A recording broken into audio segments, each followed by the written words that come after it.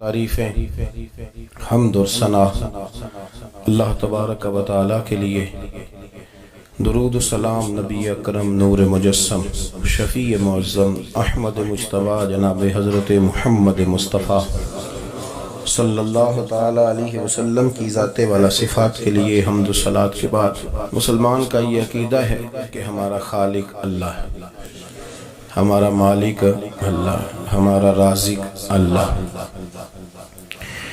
جب یہ ساری چیزیں، ساری عطائیں، ساری نعمتیں اللہ کی ہیں تو پھر مسلمان کی ساری توجہ بھی اللہ ہی کی جانب ہونی چاہیے۔ اسے کوشش کرنی چاہیے کہ وہ ہر معاملے میں، ہر مسئلے میں، ہر پریشانی میں اپنی توجہ اپنے رب کریم کی جانب مبذول رکھے۔ انسان جب اپنے علم پر بھروسہ کرنے لگتا ہے یا اپنی عقل پر بھروسہ کرنے لگتا ہے یا اپنے تعلقات پر بھروسہ کرنے لگتا ہے یا اپنی دولت پر، مال پر، صحت پر، تو ایک بہت بڑے دھوکے کا شکار ہو جاتا ہے۔ اور انسان جب انسانوں پر بھروسہ کرنے لگتا ہے تو پھر اللہ تعالیٰ اسے بعض اوقات انسانوں کے سپرد کر دیتا ہے، انسانوں کے سپرد۔ اور بہت سارے ایسے لوگ بھی ہوتے ہیں جو رب کریم کو بھولتے ہیں اور وہ اپنی ساری توجہ انسانوں کی طرف، دنیا کی طرف، دنیا داروں کی طرف کر لیتے ہیں، تو اللہ تعالیٰ فرماتا ہے پھر میں انہیں یہ سزا دیتا ہوں کہ وہ مجھے بھولنے نکلے تھے تو میں نے انہیں ان کا اپنا آپ بھی بھلا دیا، اپنا آپ۔ سورہ حشر کو دیکھیے گا، فرمایا وَلَا تَكُونُوا كَالَّذِينَ نَسُوا اللَّهَ فَأَنسَاهُمْ أَنفُسَهُمْ۔ ان لوگوں کی طرح نہ ہو جانا جنہوں نے اللہ کو بھلا دیا تو اللہ نے پھر انہیں ان کا اپنا آپ بھی بھلا دیا،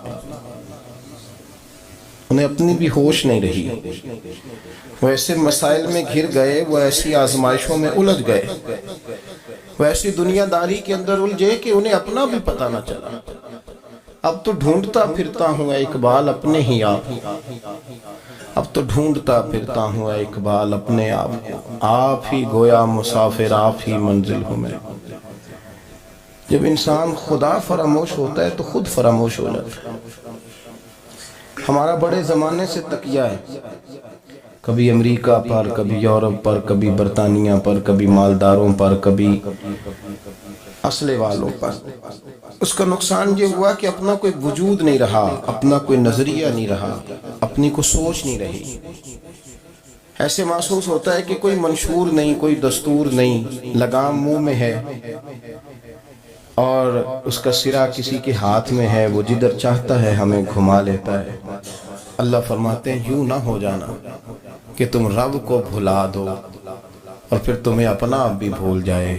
اولئک ھم الفاسقون، فرمایا یہ وہ لوگ ہیں جو نافرمان ہیں اللہ، یہ نافرمان ہیں۔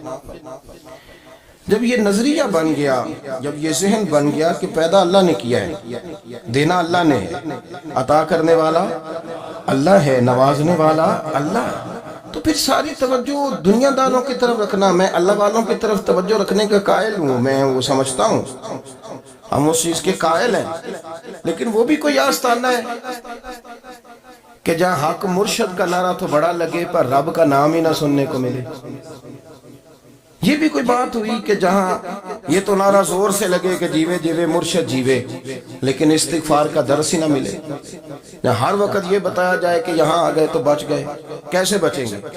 میرے رسول پاک علیہ السلام کا دروازہ سب سے بڑا دروازہ ہے، حضور کا دروازہ سب سے بڑا دروازہ ہے، لیکن میرے دوستو یاد رکھنا نبی پاک علیہ السلام نے بھی لوگوں کو جب رستہ دکھایا ہے تو رب کریم کا رستہ دکھایا ہے، اللہ کا رستہ دکھایا، اللہ کریم کا رستہ دکھایا، لوگوں رب کی طرف توجہ کرائی۔ میرے رسول کریم سید عالم صلی اللہ تعالی علیہ وسلم نے لوگوں کی اللہ کی جانب توجہ کرائی اور لوگوں سے یہ کہا کہ وہ اپنے رب کریم کی جانب اپنا ذہن رکھیں، اپنی توجہ اپنے اللہ کی جانب مبذول کریں۔ میری بات کو اچھے طریقے سے سمجھیے گا، علم اللہ تبارک و تعالی عطا کرتا ہے، تو تو اسے اللہ کی عطا ہی سمجھنا چاہیے۔ کچھ لوگوں کے پاس علم ہوتا ہے پر علم نافع نہیں ہوتا، وہ ٹامک ٹونجا مارتے رہتے ہیں ساری زندگی۔ علم کو اللہ کی عطا سمجھیں، اپنی عقل پر اپنے شعور پر زیادہ بھروسہ نہ سمجھیں، نظر اللہ پہ رکھیں۔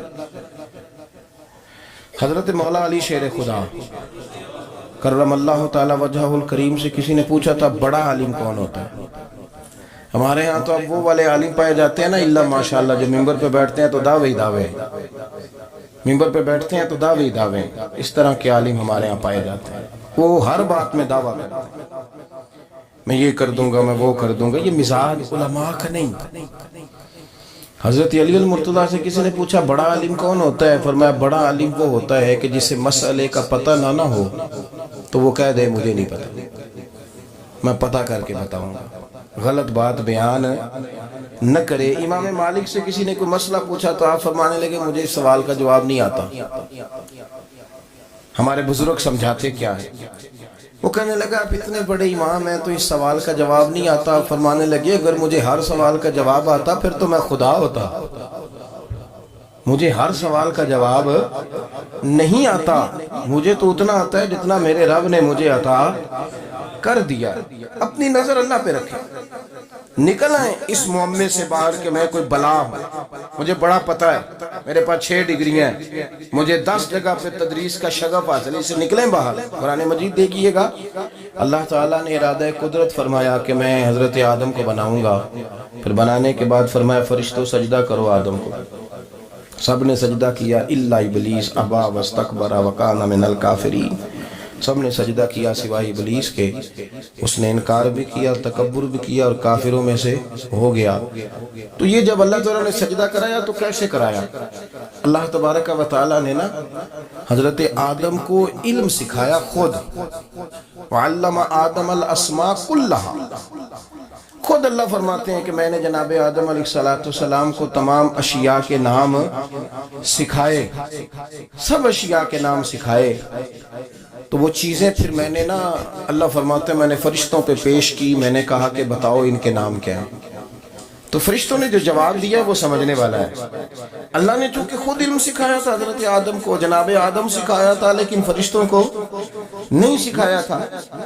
تو اللہ کریم نے فرمایا فرشتوں اب یہ بتاؤ ان چیزوں کے نام کیا ہیں؟ تو فرشتے کیا کہتے ہیں؟ فرشتے عرض کرتے ہیں قالوا سبحانک لا علم لنا۔ آپ کبھی یقین کریں اس چیز کی لذت لے تو مزہ آ جائے۔ کہا قالوا سبحانک، کہنے لگے تو پاک ہے، قالوا سبحانک، کہنے لگے تو بھئی آدم علیہ السلام کو نام سکھا لیے، پھر فرشتوں کے سامنے وہ چیزیں پیش کر کے کہا ان چیزوں کے نام بتاؤ، تو فرشتے کیا کہتے ہیں؟ کہتے ہیں قالوا سبحانک، تو پاک ہے، لا علم لنا، ہمارے پاس کوئی علم نہیں، الا ما علمتنا، ہمیں تو اتنا پتہ ہے جتنا تو نے ہمیں سکھا دیا، ہمیں تو اتنا پتہ ہے جتنا تو نے ہمیں، لا علم لنا، ہمارے پاس کوئی علم نہیں ہے، اتنا ہی پتہ ہے جتنا تو نے ہمیں سکھا دیا ہے، اس سے زیادہ ہمارے پاس علم۔ اور یہ کیوں تو نے ہمیں جتنا سکھایا اتنا پتہ ہے؟ فرشتے یہ نہیں کہتے یا اللہ تو زیادہ سکھا، آدم کو دیا تو ہمیں بھی دے، یہ نہیں فرمایا، فرمایا انکا انت العلیم الحکیم، اے اللہ تو علم والا بھی ہے اور حکمت والا بھی ہے، تجھے پتہ ہے کس کو کتنا دینا ہے، جتنا تو نے مناسب سمجھا جناب آدم کو دیا، اور جتنا تو نے بہتر سمجھا وہ تو نے ہمیں عطا فرمایا۔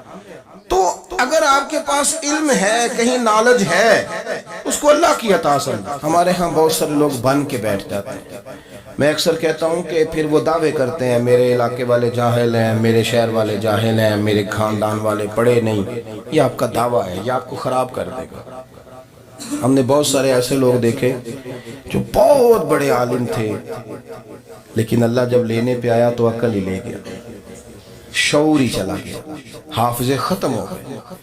آپ دیکھتے ہیں بڑھاپے میں کچھ لوگ ایسے ہوتے ہیں کہ جن کو یہ بھی یاد نہیں رہتا کہ میرا نام کیا ہے، میں کہاں ہوں، مجھے کدھر جانا ہے۔ تو اس وقت سے اللہ کی پناہ مانگیں اور اپنی نظر اپنے رب کریم کی جانب رکھیں، اللہ کی جانب اپنی نظر کو مبذول رکھیں۔ دوسری بات، علم کے بعد ایک چیز آتی ہے جس کا نام ہے ہدایت، جس کا نام ہے تقوی، جس کا نام ہے پرہیزگاری، جس کا نام ہے عمل، عبادت، ریاضت۔ یہ بھی اسی وقت ہی نصیب ہوتی ہے جب میرا رب کریم نصیب فرما دیتا ہے۔ ہم نے نا نیکی کا اپنا اپنا سٹیٹس بنا لیا ہے، اپنا اپنا معیار بنا لیا ہے۔ کچھ لوگ کہتے ہیں کہ جناب مسجد میں سیمٹ کا توڑا دینے سے بہتر ہے کسی غریب کو آٹے کا تھیلا دے دو۔ اب اس نے اپنا مزاج بنا لیا نا نیکی کا، اس نے اپنا سٹیٹس بنا لیا۔ میرا یہ سوال ہے کہ نبی پاک صلی اللہ تعالیٰ علیہ وسلم جب مدینہ شریف آئے تھے تو حضور نے سب سے پہلے غریبوں میں آٹا تقسیم کیا تھا کہ سب سے پہلے مسجد بنائی تھی؟ کیا عجیب لوگوں کا رنگ ہے، اپنی مرضی کی ہدایت، اپنی مرضی کا تقوی، اپنی مرضی کا معیار۔ مسجد کوئی بڑا چھوٹا خطیب بھی میری طرح کا ہو نا تو وہ مسجد میں بیٹھ کے جب نبی پاک کی بات کرتا ہے تو کہتا ہے میرے رسول پاک غریبوں کا سہارا بن کے آئے۔ وہ غریبوں کی بات کرتا ہے، مسکینوں کی، لاچاروں کی، کمزوروں کی بات۔ تو مسجد ہی تو وہ ادارہ ہے جہاں سے غریبوں کی بات ہو رہی۔ تو اب لوگوں نے غریب کو اور مسجد کو لڑانا شروع کر دیا، اس کو لڑاؤ کہ مسجد میں پیسے دینے سے بہتر ہے آپ غریب کو آٹے کا تھیلا دے دیں۔ آپ یہ کیوں نہیں کہتے کہ مسجد میں بھی آپ توڑا دیں ایک سیمٹ کا اور ساتھ غریب کو بھی خدمت کریں؟ یہ کیوں نہیں تقویٰ؟ اپنی اپنی مرضی کا مزاج، اپنی اپنی۔ کچھ لوگ کہتے ہیں چھوڑو جی، ساری زندگی انسان نماز پڑھتا رہے اور پھر گالیاں بھی دیتا رہے، بندہ داڑھی بھی رکھ لے اور جھوٹ بولنا بھی نہ چھوڑے۔ تو یہ آپ نے اپنے پاس سے تقوی کا معیار بنایا۔ گالی دینے کا گناہ ہے اور داڑھی رکھنے کا ثواب ہے۔ تو اگر آپ داڑھی رکھے ہوئے ہیں اور آپ کوئی غلطی کر رہے ہیں تو اس سے آپ کی داڑھی کا ثواب ختم۔ اللہ کرے آپ کو سمجھ آئے میری بات۔ آپ کوئی غلطی کر رہے ہیں، داڑھی کا ثواب اس سے ختم، وہ اپنی جگہ پہ قائم ہے چیز۔ اپنی مرضی کا کیوں تقوی کا معیار بناتے؟ تقوی کا مزاج اپنی مرضی کا نہ بناؤ۔